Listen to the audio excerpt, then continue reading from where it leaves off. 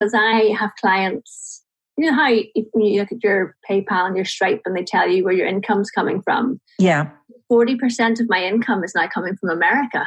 Yeah. Which is amazing. Like, think like 15 years ago, if you'd said that to me, I'd be like, what are you talking about? How is that even possible?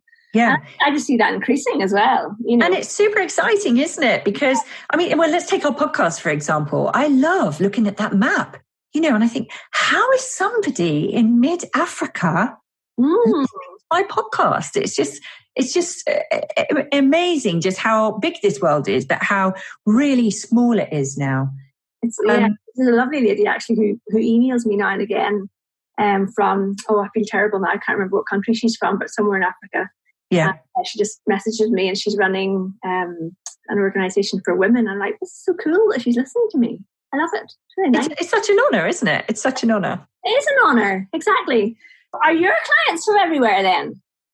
I'm mainly in the UK, actually. I've got to admit, because my plan for next year is what I've been doing is I've really wanted to sort of hone my skills. You're further down the line than I am in many ways, but what I've been doing is concentrating on getting everything right. And the UK is clearly where people know me. Do you know what I mean? So, yeah. But yes, I've had several from America, and I love them because they always tell you how they love the accent, and they're really positive, aren't they? Yeah, they love us. Yeah. So yes, I will very much be expanding that. But I'm launching a new membership site very soon, and I really want to make sure it's got that global feel to it. What's it going to be called?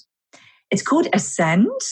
Ooh. And Ascend, the members club, and it's very much a supportive environment, because the biggest thing I've learned about when people are trying to create online courses and online income is that they hit a lot of blocks.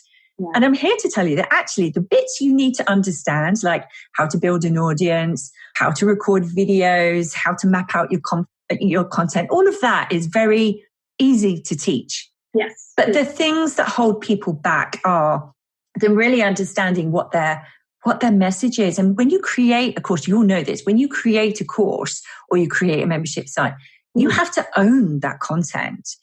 And what I mean by that is you have to stand up and say, this is my method, this works, and this is how you do it. And sometimes people struggle with that a little bit. It's a little bit the same as when people can get up on stage, or they can run workshops and they can talk to people with confidence. But the minute you put a camera on them and start filming them, all these mind monkeys start jumping in. And you think, that's it. It's a solid record of what I've just said. That's so funny, because I'll tell you why.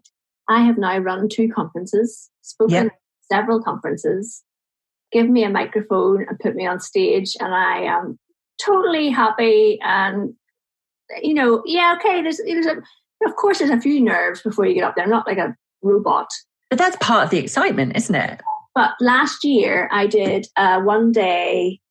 There's a group in Northern Ireland where it's called Be Seen, Be Heard, and it's about encouraging women to get more women on local radio and local TV. Yeah. So they said, well, let's bring women in and do communication skills that you need for the media.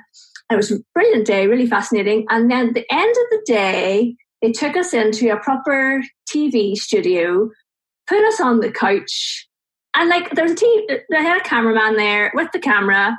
It wasn't going anywhere. I was nearly sick.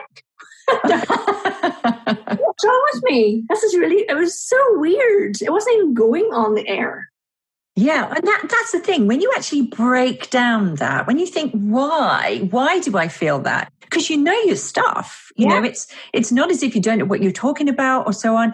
But it's when you break it down, that's where I truly believe, and this is where I help people, is you are stamping yourself. You are sort of saying, this is 100% what I believe in and what I feel you need to know. Yeah. And that's it. When it's out there and other people can look at it, then clearly we're opening ourselves up to people we don't even know potentially judging us on what we're putting out there.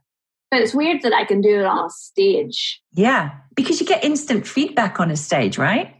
That's true. Looking at friendly faces around the audience. I always focus on like 2 or 3 faces and then just kind of talk to those people. Yeah. So in a way, it's almost easier, isn't it? Whereas if you're creating content and putting it out there, people that you don't even see them or hear from them are actually seeing that content. And I think that's where people start to, get the heebie-jeebies a little bit. Yeah. As part of how you help people, what do you think is, I have my own idea on this. Where do you think people struggle the most in terms of online course creation? Okay, there's several things. One thing that comes up, and this was definitely me. I mean, here I am saying, I help people create online courses. Well, there's a certain lady out there who, she is a course creation queen, i.e. Amy Porterfield. And so there was a real oh my gosh, I can't do that. I can't go out there and help people create online courses because she's out there smashing it and she's doing it her way. And I think that's the number one thing that happens when people start to put their content together. They start to look around and see who they're potentially competing with. Who else their other person is. Yeah, okay. That's a really valid reason that people are scared of courses. Yeah, and I think so comparisonitis immediately comes in. And what often happens is people will start to go off and buy other people's courses so they can go in and have a little look. And I'm really honest about this. And I think if that's what you've got to do, go and do it. Yeah. Because then one of the things that comes out is you might say, oh my goodness, I wouldn't do it like that. That's not how I would do it, or I don't like what's happened there. And what that does is it actually gives you a bit of confidence that you're like, you can't produce what they're doing and you don't actually want to. You want to do it your way. So sometimes it can actually fill you with confidence, but other times you can look at it and go, oh my gosh, I can't produce anything as polished as that. Or, I'm going to put this out here. This is no offense. But one of the things I struggled with is I have short hair, I'm blonde, I'm 48. And sometimes when you look at people producing courses and they've had huge success and they're there looking super glamorous with beautiful, long, blow-dried hair. I'm talking for myself here. I had issues. I was like, how can I, you know what I mean? But I'm glad that I came up with all this stuff because you get over it. Yeah. And what I mean by that is, it's not a thing for me anymore, and my clients that do, that actually get through this, they get to a stage where they're like, I need to be me. This is you don't have to produce different type of content. A lot of the things we're all talking about are exactly the same, but we put our own ingredients into it. We put our own experiences, our own stories around it. And people buy people anyway. Yeah. I mean, how long has business been going on about? Napoleon Hill, you read Think and Grow Rich. Yeah. So many of those principles, they're exactly the same as today. So you're not reinventing the wheel. I think sometimes people think they've got to come up with something that has never been done before. But I'm afraid it's all been done before, but it hasn't been done by you. And when people get that confidence to be themselves and to do it their way, that's when the magic happens, because that's when they start to have confidence in what they're doing. They get their courses finished. And of course, they can go out there to the world. And once they're being them, they start to attract the exact market that they want to be working with. The people that who want to work with them. Sara, tell me a little bit about, because my podcast is really focusing a lot more on LinkedIn going forward, right? Yeah. So we very briefly touched on this before we started recording, and I would love for you to talk about your experience with LinkedIn, because I think a lot of listeners will resonate with it. So what are your thoughts on LinkedIn?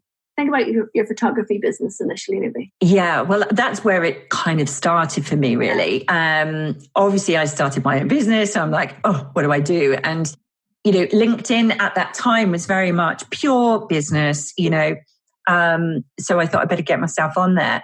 Mm-hmm. But one of the things that I didn't like about LinkedIn was I put my profile on there. I had my clients were putting reviews on there. It was great. Mm-hmm. But I found at this time, now I've got to say, this was back in, where are we? Back in 2008 to 2010 when I first, do you know what I mean? This period of time. Yeah. So I know it's different now, but I used to get inundated with, maybe it was something I was doing, Louise. I don't know. I've just had that moment of, I must have been attracting that in some way.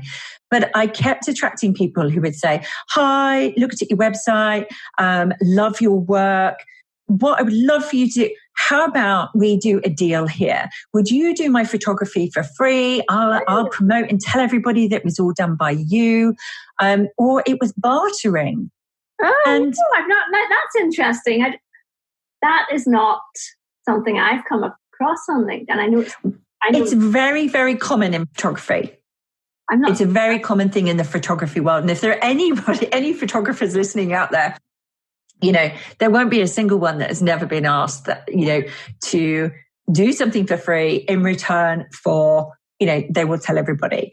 And, I've got mixed views on this. I think in the beginning, if you are looking to gain experience, then find the right kind of people that will, where the brand is right for you, i.e. the right kind of clients that you're trying to attract, you want to be attracting, and go ahead and do free stuff. But I wasn't at that stage. No. That wasn't what I was looking for. I wanted to be contributing. I wanted to be building a proper business. Yeah, money.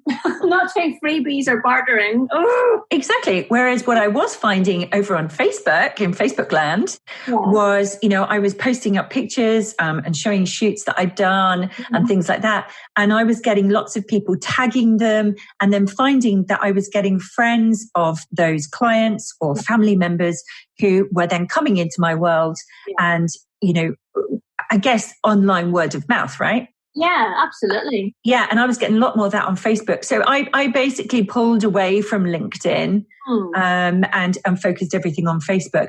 That was my personal experience. Now, recently, I have gone back on to LinkedIn and I'm making some connections there. So I'm dipping my toes in, Louise. Yeah, it's so interesting because I joined LinkedIn in 2010 and I probably didn't touch my profile for a long time, maybe 5 years at least anyway. Yeah. Until I started the business in 2013. So I would definitely have gone in and updated it then. Yeah.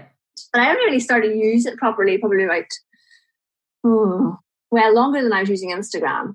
Yeah. I love Instagram. I only started using Instagram because I became a She Means business trainer for Facebook and Instagram. And I thought, okay. I'd actually use it then.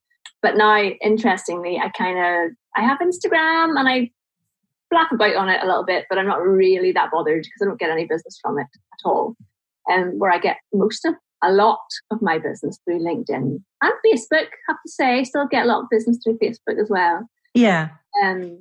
But that's it's an interesting area, isn't it? Because I'm a real believer that you pick the platforms that you love yourself.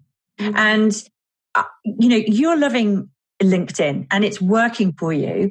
And that makes total sense. I am doing that. I have to say, I have had business through Instagram. Mm-hmm. And it's come to me in the weirdest ways. It's come from just making a comment on somebody's post, then someone else makes a comment, then a conversation was struck up, and then it ended up, and we hopped on a call, and then she became a client. So it was relatively easy. But I do love Instagram. Let's pause there. I think everyone needs to rewind that bit and listen carefully because that is exactly how you get business on any social media platform. Absolutely. It's conversations, isn't it? It's engagement. Yeah, you lift your head up and you leave a comment. Someone replies to you, you get into conversation, and then you get it off social media and into an actual real life conversation. And that's how you win business. Now, here's the thing, Louise. Do you think that's because of two things? We both have podcasts. We both have sales experience in the past. We like to talk and we know how to sell. Yes, that's true. That's true. No, but yeah, I'm giving LinkedIn a go. So it feels as if I'm walking into an arena where I don't really know anyone, but I've been building up my contacts there. Yeah. A lot of the people that I know already are already having conversations with me on Facebook or Instagram. So I'm looking with LinkedIn to kind of break new ground. Yeah. And of course, the conversation